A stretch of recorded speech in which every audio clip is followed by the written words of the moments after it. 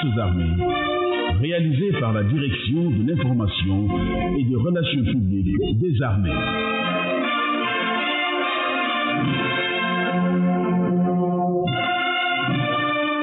Avec la collaboration technique de la Radio-Télévision du Sénégal.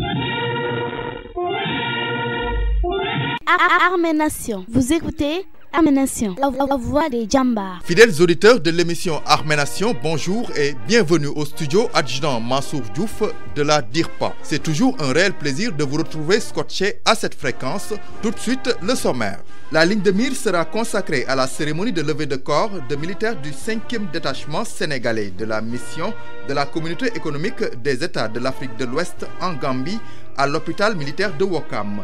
Le mini-journal consacré à la célébration de la 6e édition de la Journée de l'excellence de l'armée de l'air à la base aérienne Capitaine Mam Andala Paul Sori Cissé de Ouakam. Cet élément sera suivi de l'entretien avec le général de corps d'armée 2e section Maïseignan, grand chancelier de l'Ordre national du Lion en prélude à la 10e conférence internationale des grandes chancelleries francophones. Toujours dans la série des entretiens, vous aurez l'interview sur les opérations d'incorporation de la première fraction du contingent 2022 dans les armées avec le colonel Daouda Sissoko, chef de la division recrutement mobilisation de l'état-major général des armées. Vos résultats sportifs mettront fin à cette émission. À la présentation, sergent Mamadou Sarr. À la cabine technique, sergent-chef Abdou Majib Ndaw. Le développement dans une poignée de secondes.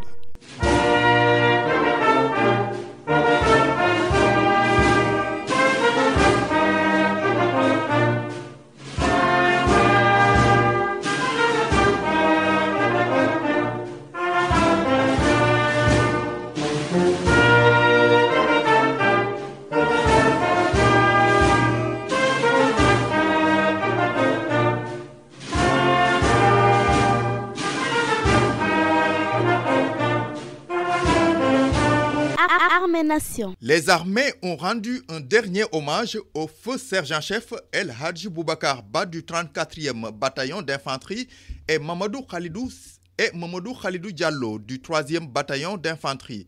Tous deux tombés au champ d'honneur dans le cadre de la mission de la CEDEAO en Gambie. La cérémonie de levée de corps a eu lieu le lundi 31 janvier 2022 à l'hôpital militaire de Ouakam.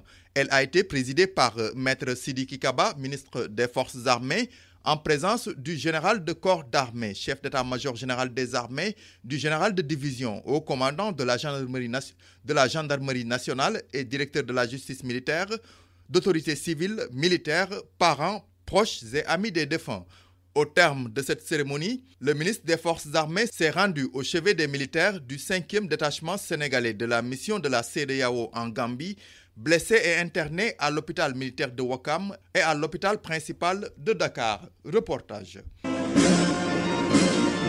L'émotion se lisait sur les visages de la famille militaire, des parents, proches et amis des défunts qui ont assisté à la cérémonie de levée de corps des sergents-chefs El Hadji Boubacar Ba et Mamadou Khalidou Diallo, tombés les armes à la main lors d'une attaque perpétrée le 24 janvier sur l'axe Kapanti-Kapa-Kapangol en Gambie. Chargé de prononcer l'oraison funèbre des défunts, le lieutenant Massiré Diallo de la mission de la CEDEAO en Gambie décrit le feu sergent-chef Mamadou Khalidou Diallo comme un sous-officier plein de qualité, apprécié par ses supérieurs hiérarchiques. Les valeurs intrinsèques du sergent-chef Diallo et son amour du métier des armes le prédestinaient à une très belle carrière de sous-officier chevronné, comme en atteste son parcours professionnel remarquable.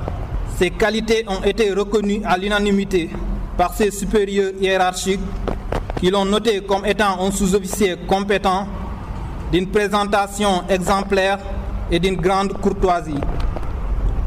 Par son éducation et son goût pour le travail bien accompli, le sergent-chef Diallo avait la confiance de ses chefs, le respect de ses pairs et l'admiration de ses hommes. À propos du sergent-chef El Hadji Boubacar Ba, ses pairs se souviennent d'un homme courageux et pétri de qualité, a souligné le lieutenant Diallo. Un sous-officier bien éduqué, dévoué, digne de confiance, compétent et ayant le culte de la mission.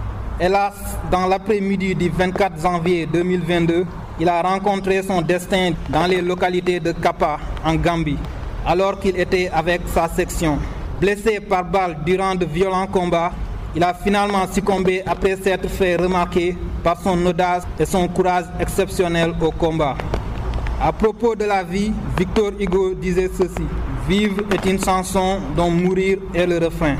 Le sergent-chef El Hadj Boubacar Ba fait désormais partie de cette race d'hommes qui, par leur bravoure d'épopée, ont payé de leur vie en se conformant aux valeurs légendaires de la devise des armées. On nous tue, on ne nous déshonore pas. Président de la dite cérémonie, Maître Sidiki Kaba, ministre des Forces armées, a d'abord élevé à titre posthume les deux djambars au rang de chevalier dans l'Ordre national du Lion avant de présenter ses condoléances aux familles éplorées. À l'issue de la cérémonie, le ministre des Forces armées a rendu une visite aux blessés de la Misséga, pris en charge dans les hôpitaux militaires de Ouakam et principal de Dakar. Au nom du président de la République, Macky Sall, chef suprême des armées, Maître Sidiki Kaba a assuré aux familles des défunts et aux blessés un soutien de la famille militaire et de l'État. Monsieur le Président de la République me charge de dire tout le soutien de l'armée, tout le soutien du peuple sénégalais, tout le soutien du gouvernement du Sénégal. D'abord ceux qui sont tombés sur le champ d'honneur et qui ont donné le meilleur d'eux-mêmes pour défendre la patrie. Et il voudrait exprimer ses encouragements aux blessés en leur disant qu'ils ont le soutien total aussi, non seulement des forces armées, mais aussi de l'ensemble du peuple sénégalais, et qu'il leur exprime ici, particulièrement aux familles des victimes, leurs condoléances les plus sincères, en leur disant que dans la vie militaire, de tels faits peuvent avoir lieu, mais il faut retenir que nous sommes fiers du courage et particulièrement la manière dont ils ont livré ces batailles sur le terrain. Après avoir reçu l'hommage de la nation, le feu sergent-chef El Hadj Boubacar Ba a été inhumé à Fatick dans sa terre natale, tandis que son frère d'armes, le feu sergent-chef Mamadou Khalidou Diallo, repose quant à lui à Kédougou. Paix à leur âme et que la terre leur soit légère.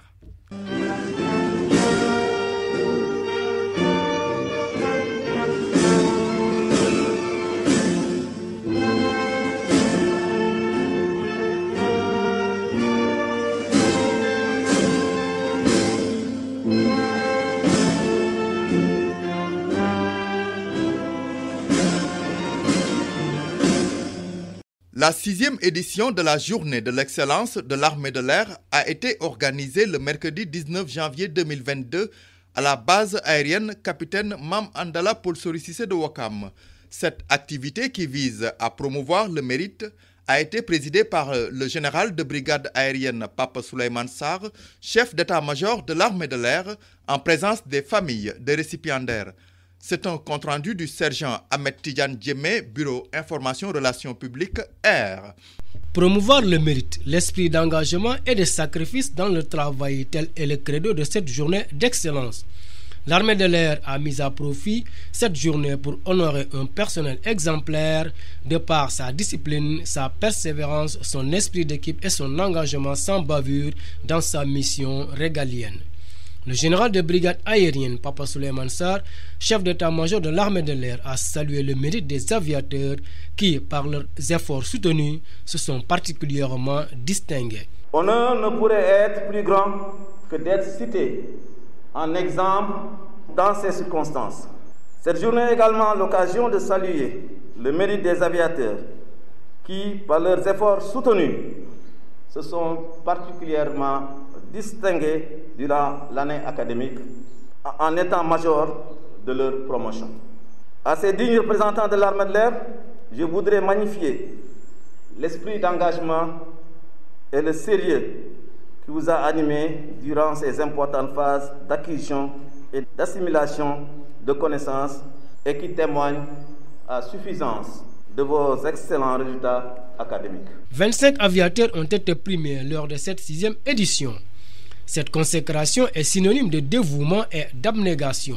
Dans la catégorie des officiers, le capitaine Ousseynou Ndione de la chaîne Emploi et chef du centre opérationnel de l'état-major de l'armée de l'air s'est réjoui de la distinction qu'il a reçue des mains du SEMER. Tout d'abord, je rends grâce au bon Dieu pour cette récompense et remercie le commandement pour le choix porté sur ma modeste personne Mes remerciements vont également à l'ensemble du personnel de l'EMER, notamment mes collaborateurs de la chaîne emploi, auxquels le mérite revient aussi. C'est un honneur pour moi d'être parmi les récipiendaires du prix de l'excellence de l'armée de l'air 2021.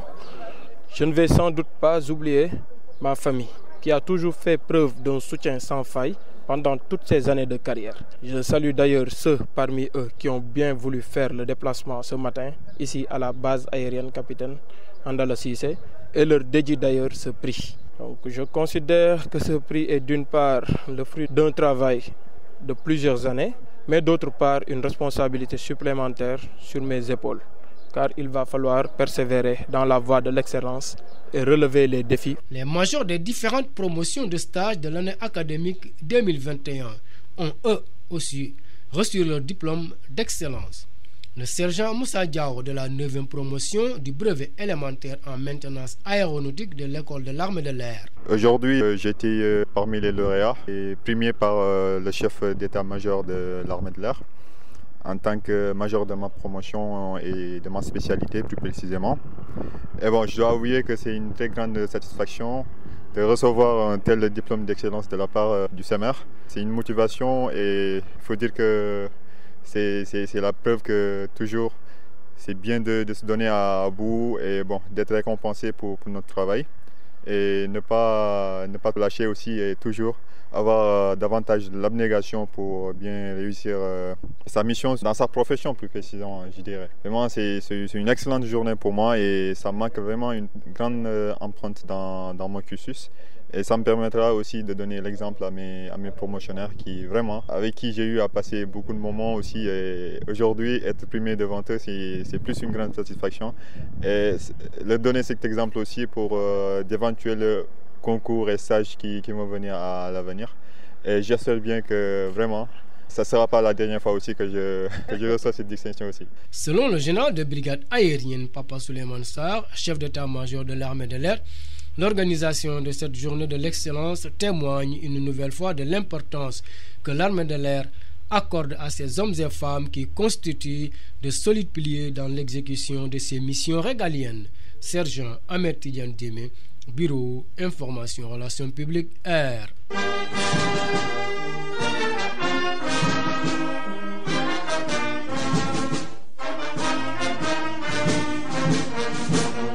En prélude à la prochaine conférence internationale des grandes chancelleries francophones qui se tiendra au Centre international de conférences Abdou Diouf les 10 et 11 février 2022, le général de corps d'armée de la 2e section, Meïsegnan, grand chancelier de l'Ordre national du Lion, a accordé une interview à Armée Nation. Il est au micro du sergent-chef Seydina Issa Diouf. Général, bonjour. Bonjour. Général, avant d'entrer dans l'interview proprement dite, pouvez-vous nous faire un peu l'historique de l'organisation des grandes chancelleries francophones? L'organisation internationale des grandes chancelleries francophones est née sur les flancs de l'organisation des grandes chancelleries qui a été créée en 2003 et qui regroupait les pays de la zone de l'UEMOA, Union économique monétaire ouest africaine et de France. Et donc cette organisation regroupe toutes les grandes chancelleries de l'Afrique subsaharienne francophone, quelques pays lusophones comme la Guinée équatoriale. Elle compte 16 membres et un pays observateur. Il a pour rôle d'être cadre de concertation et d'échange entre les grandes chancelleries, tout ceci en respectant la pleine souveraineté de chaque État membre. En général, le Sénégal va accueillir la 2e conférence des grandes chancelleries francophones cette année. Quel est l'objectif de l'organisation? Oui, Dakar, notre pays, le Sénégal, va accueillir cette conférence du 9 au 11 mois de février. L'objectif avec la rencontre de tous les pays membres, les 16 pays membres et un pays observateur, est d'asseoir un cadre de collaboration, d'échange, d'interaction entre les grandes chancelleries pour mieux accomplir nos missions républicaines dans les différents États respectifs.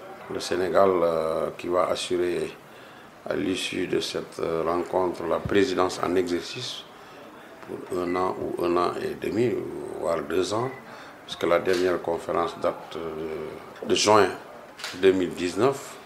Donc, au cours de ce mandat, la grande chancellerie de l'Ordre national du Lion va imprimer sa marque, en tout cas pendant son exercice, pour redynamiser ce cadre de concertation au mieux de l'exécution de nos missions respectives. Pour cette édition, le thème est sanction du mérite et de l'excellence, rôle des grandes chancelleries. Qu'est-ce qui justifie le choix d'un tel thème?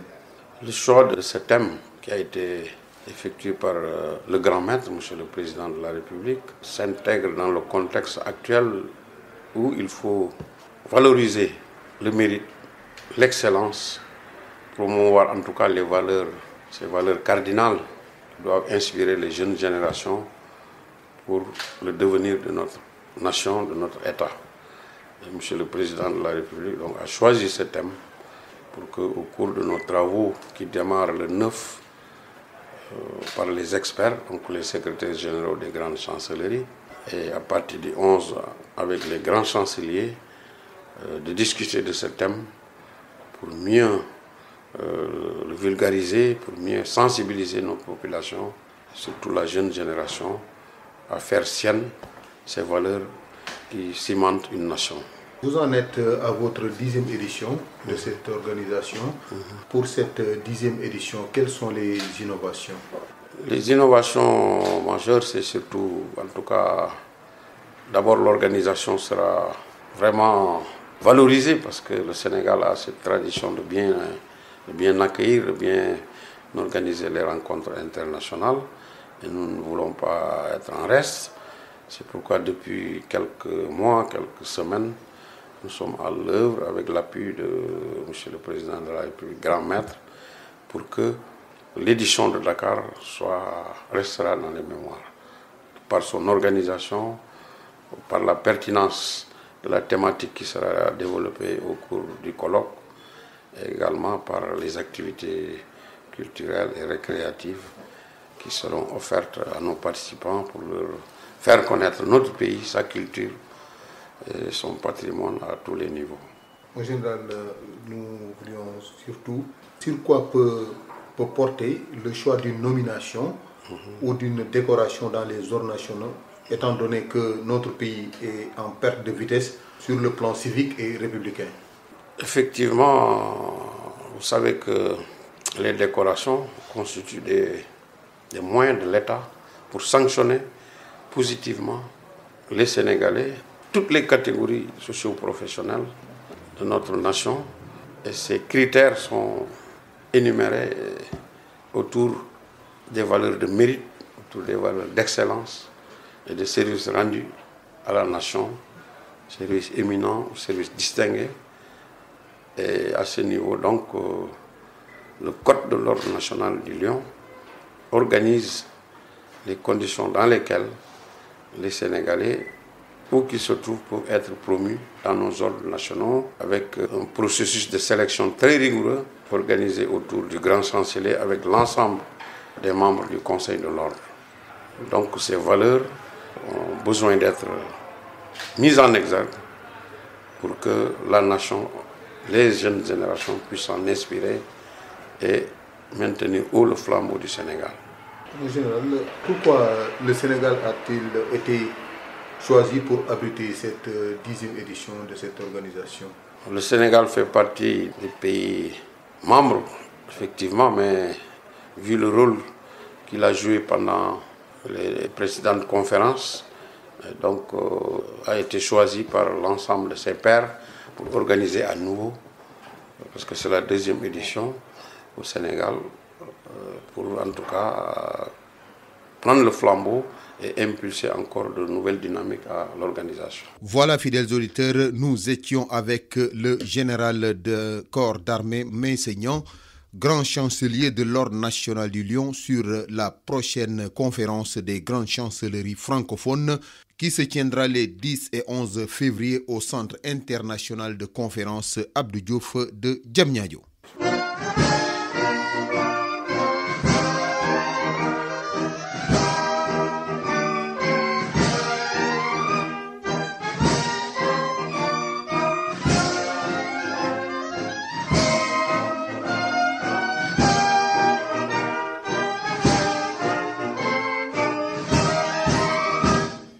Le sergent-chef Dominique Mendy a reçu dans les locaux du studio adjudant Mansour Diouf de la direction de l'information et des relations publiques des armées le colonel Daouda Sissoko, chef de la division recrutement mobilisation.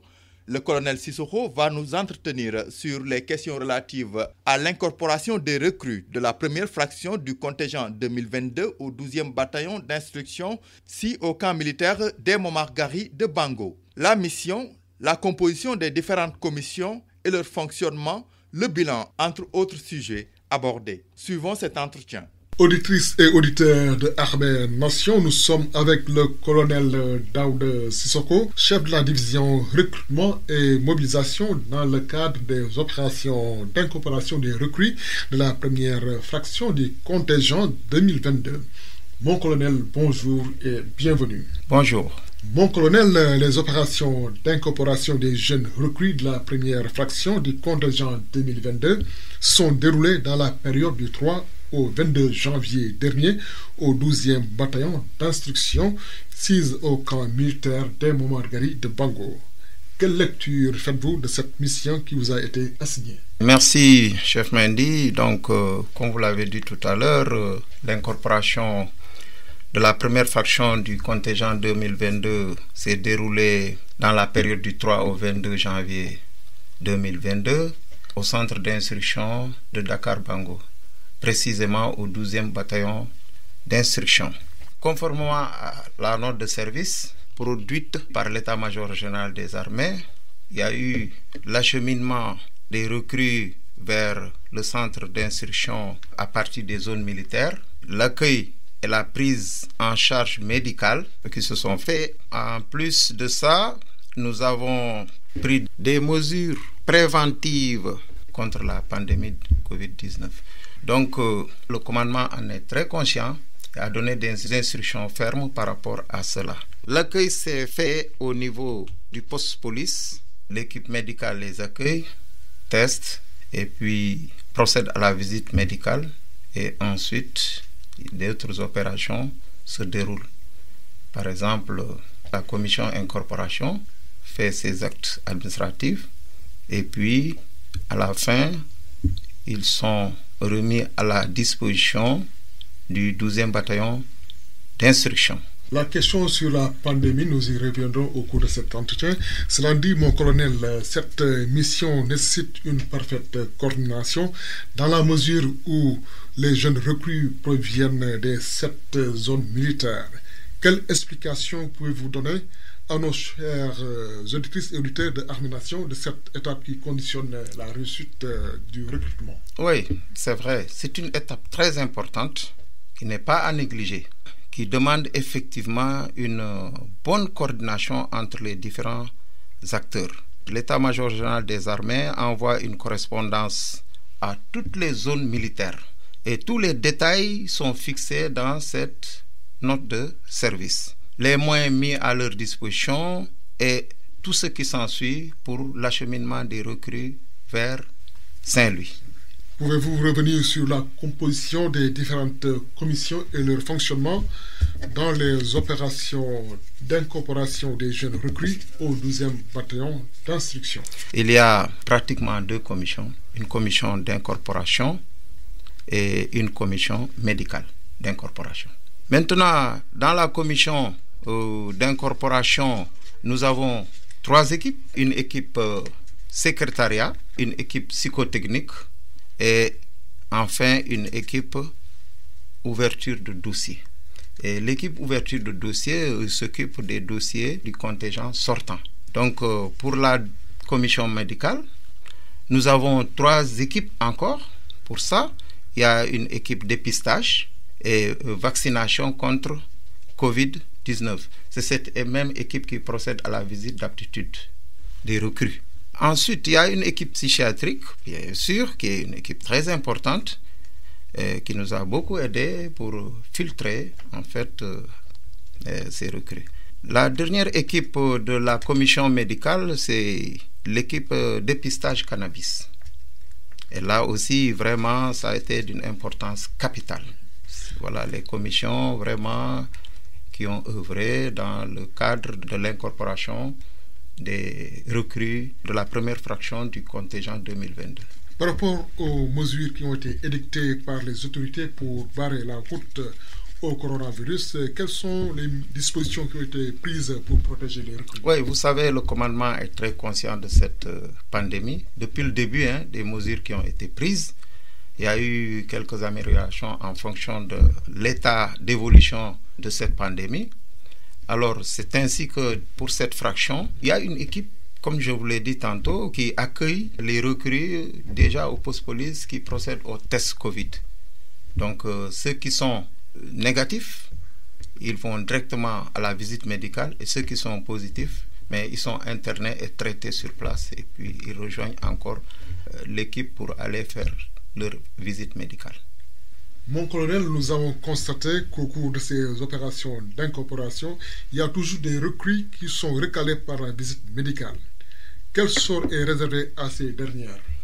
Oui, vous savez, si on parle d'incorporation, d'abord, c'est que c'est l'aptitude médicale. Voilà, on ne peut pas quand même engager des recrues malades pour faire une formation initiale. Ça, c'est pas possible. Donc, c'est pourquoi il y a une rigueur qui est imposée pour que les recrues passent un à un faire la visite médicale. Bon, à l'issue de cette visite maintenant, il y a des inaptes. C'est vrai, mais ces inaptes, ils sont classés, soit ils sont temporaires, soit définitifs. Il y a une commission qui se réunit, dont moi je suis membre, l'équipe médicale, l'IPSA de la place d'armes. Aussi, il y a le chef de corps du 12e bataillon qui participe à cette commission. Donc, les cas sont vus un à un. Si la pathologie est grave, c'est les médecins qui décident. Maintenant, que lui, il peut suivre la formation ou il ne peut pas suivre la formation. Si la pathologie est moins grave, il est réformé temporaire. On appelle ça RT2. Donc, ces réformés temporaires, ils sont autorisés à aller se faire soigner et ensuite avoir un certificat de guérison qu'ils vont présenter à notre division, et maintenant nous on se chargera de les prendre pour la prochaine fraction. Mais quand on est réformé définitif, on appelle ça RD2, ça veut dire que le gars il est inapte de service armé, il ne peut pas venir. Voilà, donc ça c'est clair, et ces éléments sont mis en route vers leur foyer. Il n'y a pas de souci. Ils sont toujours conseillés par le médecin? Tout à fait. Ils reçoivent même certains, c'est des ordonnances qu'ils prescrivent, ou bien d'autres, c'est des bulletins de consultation ou bien d'analyse pour qu'ils aillent dans les hôpitaux, bien voir les spécialistes pour se faire soigner. Il y a un avantage par rapport à l'incorporation des jeunes recrues parce qu'ils sont munis toujours de leur passe sanitaire à l'issue de la visite. C'est important. Oui. Vous voyez, déjà, toutes ces recrues sont vaccinées. Donc là, il y a vraiment peu de risques de contamination. Vraiment. Et je vous dis, pour revenir, c'est-à-dire le commandement a pris des mesures barrières. Qu'on applique ces mesures. C'est-à-dire, il y a d'abord les gels pour se laver les mains, etc. Aussi les masques. Qu'avant même de quitter les zones pour aller vers Bango, tous ces volontaires ont bénéficié de masques. Donc, arrivé aussi, le même jour, ils sont testés immédiatement, triés maintenant. Ceux qui sont testés négatifs subissent la visite médicale. Voilà. Et ceux qui sont testés positifs, ils sont suivis, internés. S'ils sont à l'issue, après une semaine, s'ils sont testés négatifs, ils rejoignent. Voilà. Donc, vraiment, il y a de bonnes mesures qui sont prises pour éviter la contamination de ce fléau Covid-19. Selon vous, quelle est l'utilité des 2 revues d'effectifs de la commission d'incorporation avant que les recrues déclarées aptes par le médecin ne débutent leur formation initiale du combattant? Oui, vous savez, ça c'est très important aussi. C'est une phase dans l'incorporation. On amène un effectif qui est fixé déjà par le commandement et à l'issue de la visite médicale, il y a des inaptes. Et donc maintenant, il faut sortir ces inaptes-là de l'effectif. Et ceux qui sont déclarés aptes maintenant, il faut faire une première revue, trier les inaptes des aptes. On fait une première revue pour voir exactement leur présence physique d'abord. Et ensuite, deuxième revue aussi pour revoir encore la présence physique. Ensuite, mettre à jour les dossiers. Vraiment, on fait une mise à jour des dossiers. C'est-à-dire les recrues, quel que soit le nombre, ils sont convoqués un à un et les dossiers sont mis à jour. Pas d'erreur. Et là, ils sont remis au 12e bataillon d'instruction. À l'issue maintenant de ces deux revues, maintenant nous avons l'effectif global apte pour suivre la formation initiale du combattant. Et c'est là où maintenant ils sont mis à la disposition du chef de corps du 12e bataillon pour suite. Donc vraiment, il y a un suivi administratif. Après le suivi médical, il y a un autre suivi administratif. Maintenant, je vous ai parlé tout à l'heure d'une équipe qui ouvre les dossiers. L'ouverture de dossiers ne concerne que les recrues qui viennent juste de terminer leur formation initiale, qui sont ventilés. Ces dossiers sont envoyés dans les corps d'affectation respectifs. Pour conclure, mon colonel, pouvez-vous nous dresser un bilan définitif de ces opérations d'incorporation? Vraiment, moi je suis satisfait de cette mission que nous avons accomplie sans difficulté grâce au soutien du commandement qui a mis vraiment les moyens à notre disposition pour mieux exécuter cette mission. Ça, je l'avoue. Ensuite, il faut féliciter les deux commissions, la commission incorporation et commission médicale, qui n'ont ménagé aucun effort pour vraiment accomplir la mission. Ils l'ont fait avec beaucoup de professionnalisme et dans le temps aussi. Ça vraiment, et je tire le chapeau aussi à l'équipe médicale. Quand je voyais le nombre de recrues, je me disais que est-ce qu'on pourra finir à temps, mais exactement, ils l'ont fait avec beaucoup de rigueur, puis ils ont fini à temps. Mon colonel Armée Nation vous remercie. Je vous remercie. Fidèles auditrices et auditeurs de Armée Nation, nous vous rappelons que nous étions avec le colonel Daouda Sissoko, chef de la division recrutement et mobilisation, qui nous entretenait sur les opérations d'incorporation de la première fraction du contingent 2022 qui se sont déroulées dans la période du 3 au 22 janvier dernier au 12e bataillon d'instruction 6 au camp militaire des Momagari de Bango.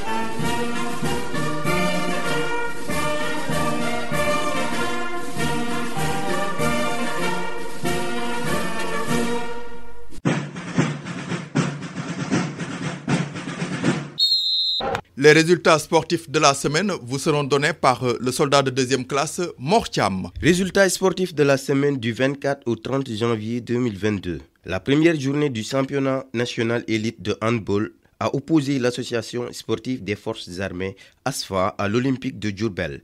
Un match remporté par l'ASFA sur le score de 37-36. Fidèles auditeurs, c'était tout pour vos résultats sportifs.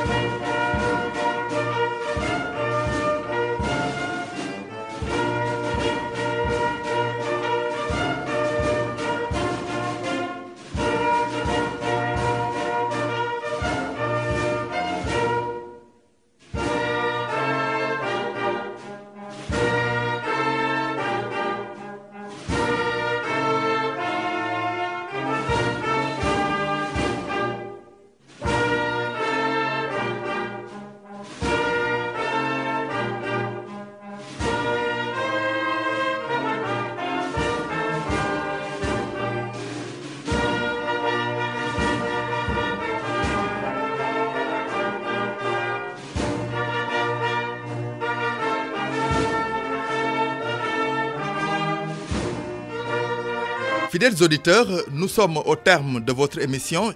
À la présentation, vous aviez le sergent Momodou Sarr, à la cabine technique, le sergent-chef Abdou Majib Ndaw. Nous vous donnons rendez-vous la semaine prochaine sur cette même fréquence. D'ici là, je vous souhaite de passer un excellent week-end.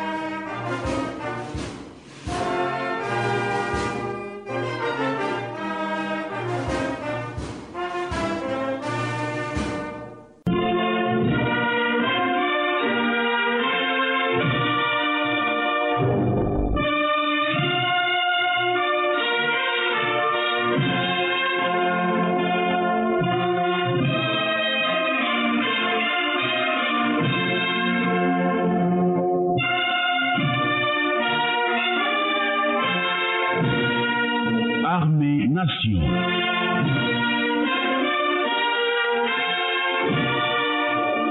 Une émission du ministère des Forces armées, réalisée par la Direction de l'information et des relations publiques des armées.